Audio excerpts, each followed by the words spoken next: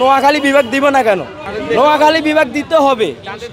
চাঁদের দেশে যাইলেও আমরা পাই, বুঝছেন? পাইবে আমগর নোয়াখালীর মানুষকে। বাংলাদেশের ভিতরে 30% অবদান নোয়াখালীর মানুষের। ইউনাইটেড ইন্টারন্যাশনাল নোয়াখালী, আমরা কুমিল্লার আয়ের উৎস। বাংলাদেশে সব জায়গায় সুনাম অর্জন করেছে আমাদের নোয়াখালী জেলা। আমরা অল পৃথিবীর ভিতরে কানেক্ট রাখি। চাঁদের দেশে যাইলেও আমরা পাই, বুঝছেন? পাইবে আমগর নোয়াখালীর মানুষকে। আমরা একটা আছি, ধনী জেলা এমন নাই। নোয়াখালী দৈত্য জেলা বাংলাদেশের ভিতরে 30% অবদান নোয়াখালীর মানুষের। 30% 100-র ভিতরে আমাদের নোয়াখালীর মানুষের। নোয়াখালী বিভাগ দিব না কেন? নোয়াখালী বিভাগ দিতে হবে। কেন পাওয়া যাবে না কেন?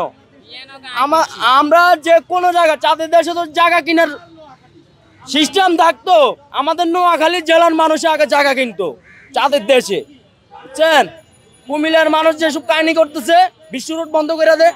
আমরা এখন সুস্থভাবে আন্দোলন করতেছি। সরকার যদি আমরা সরকারের কাছে চাইতেছি, কুমিল্লার মানুষের কাছে আমরা চাই না। আমরা কুমিল্লার মানুষের কাছে চাই না, আমরা সরকারের কাছে চাইতেছি। সরকারও আমাদের বিভাগ দিবে, সরকার লোক আমাদের বুঝাবুরা। কুমিল্লার মানুষ হেরা আমগো গায়ে হয়ে বেদল করতে চাই, আমরা এটি চাই না ভাই।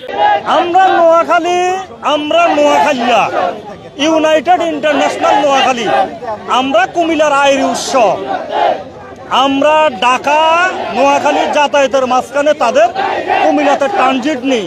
সে ট্রানজিটে আমরা ওইখানে প্রস্রাব করি, পায়খানা করি, রেস্টুরেন্টে খাওয়া দাওয়া করি। তারা ওইখান থেকে প্রফিট পায়, ওই প্রফিটে তাদের আয়ের উৎস।